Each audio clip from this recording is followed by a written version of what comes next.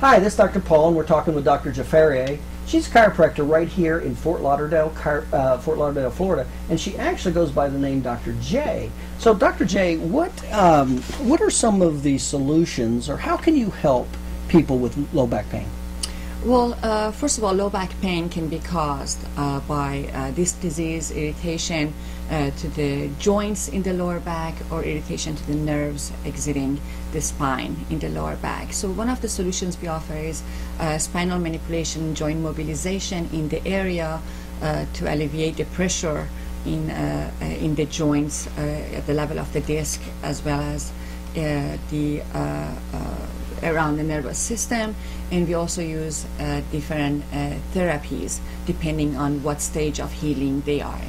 Let's talk about just a second. You talk about stages of healing. Give me my 20 seconds of what do you mean by that? Stages of healing. Well, following an injury, the body would go through stages of healing. So the body would start going through the inflammatory phase, which usually lasts about 72 hours, and the body would start the repair process, where it would start laying down collagen fibers, and then that can last anywhere between 72 hours to 6 months, and then after that, from 6 months to a year and a half, 18 months, the body would move into the strengthening and remodeling phase. Okay, so that's how somebody's going to heal no matter what. Okay. Yes. Now, let's say we have one of those conditions. You said there was what? There was disc?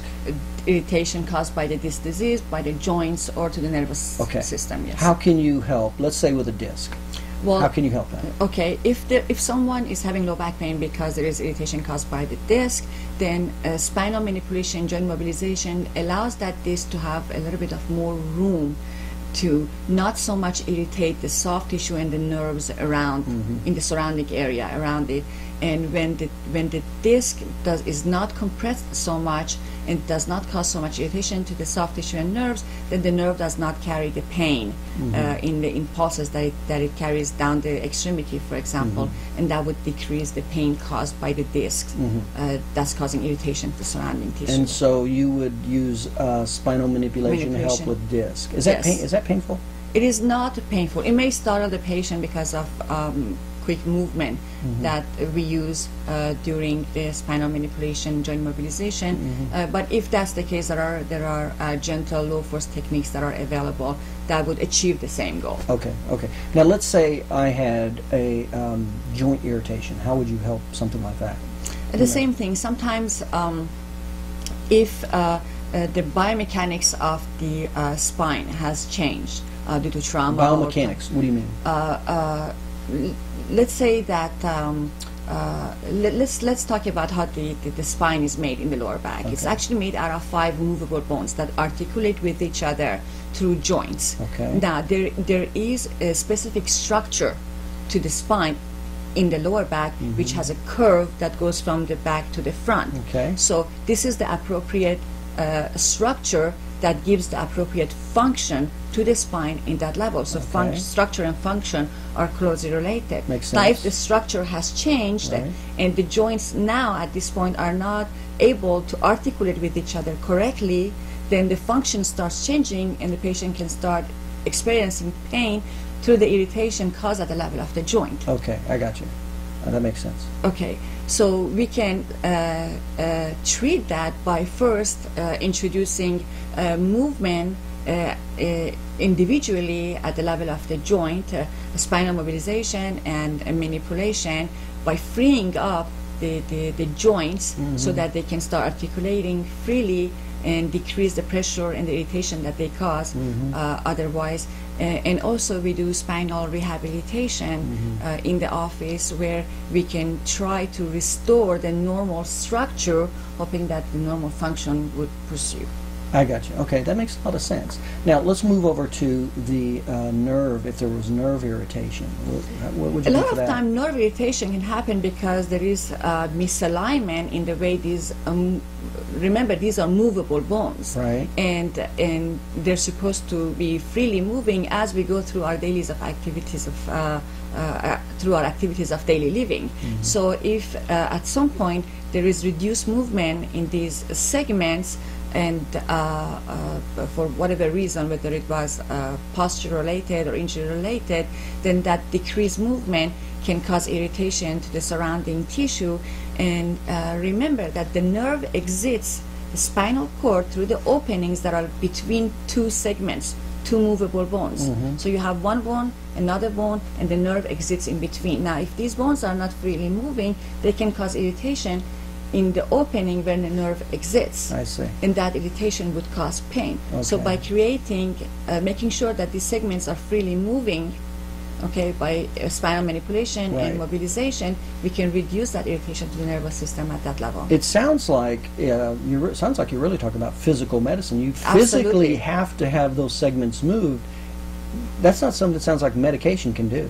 No, and on top of that, you know, when those segments where, let's say, the motion, the movement between those segments was reduced and it started causing irritation to the nerve, it's not just irritation to the nerve, it starts causing inflammatory process in that area. So inflammation starts going on in that area. And actually, if you start taking medication, because that inflammation now on its own, which is common, yes, right? on its own causes also pain. So Right. you have pain from nerve irritation, Right. and then inflammation starts Right. because of the tissue irritation. Now that inflammation itself causes more pain. So you have pain from irritation, from inflammation, pain from nerve irritation, and then you take the medication that would mask your pain. Not only mask your pain and you feel like you don't have any problem, you go on with your activities further irritating the area, but also that medication can delay the repair process which follows after the inflammatory phase. I see. That makes sense. So it sounds like if somebody was going to take over-the-counter medication or prescription, it sounds like They would delay healing, and they could heal wrong. I got So you. by Okay. not only by doing spinal mobilization, we can also introduce different therapies to decrease that inflammation Right. that was caused originally by that nerve irritation Uh-huh. and And what are reduce some- spinal motion. What are some therapies you would use typically to help relieve low back pain?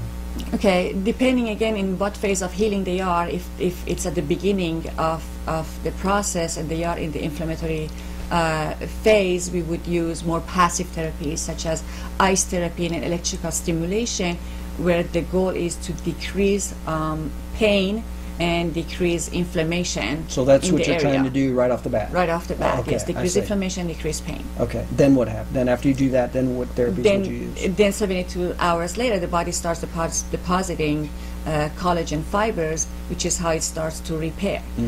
Unfortunately, this collagen fiber is weaker than the original collagen fiber that existed prior to the injury. It's not only weaker, it's not laid in a controlled fashion, does not follow the direction of the fibers in the area. Now that's something me as a patient, I would have no idea about how the detailed of, you're getting really detailed of how somebody heals here. I as a patient wouldn't know that. So as a big picture, this is the repair phase. So we Right. would do therapies that would accommodate the repair phase. It would make sure that not only you heal, but you heal the correct way. I got you. Okay. So essentially you're saying you can actually heal wrong is what I'm hearing you say. Absolutely. Okay.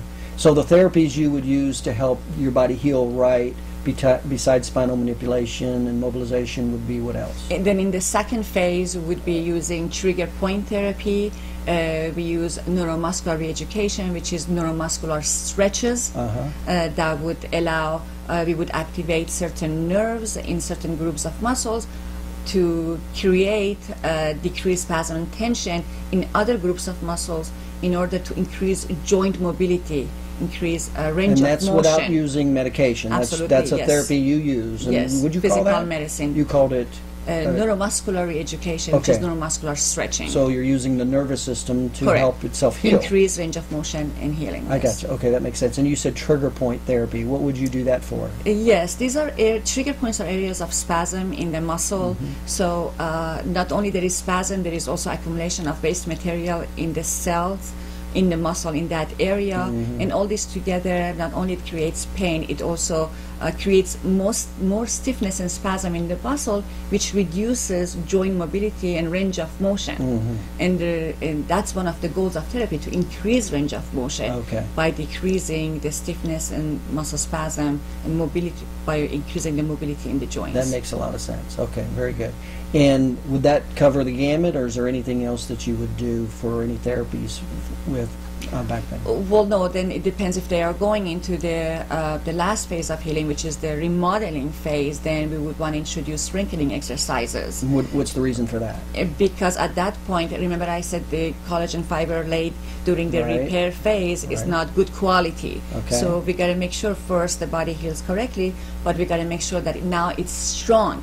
So when patients go out there and resume their activities of daily living, they do, as soon as they do other activities, their condition is not exacerbated, or they don't go back to the previous injury. Is to minimize the risk of getting further injuries down the road. And the weights, a little bit of weight activity helps do what you call the collagen. It helps that collagen heal better? Yes, and strengthen the collagen fibers, Oh, okay. actually. Okay, It's a good. strengthening process. Okay, okay. Because a joint is as strong as the muscles surrounding the joint are. So by strengthening the muscles surrounding the joint, we make sure that joint is strong and Right. it can keep up with future activities of the living. Okay, that makes a lot of sense. And you provide each one of these therapies for each of the different phases of healing? Absolutely, At your office? Okay. Yes. And where's your office located? We are located in East Fort Lauderdale, East Commercial Boulevard, actually 1515 East Commercial Boulevard, and we are between Dixie Highway and US 1 on the north side of the street. And what's your phone number? Our phone number is 954-229-1995. Okay, okay.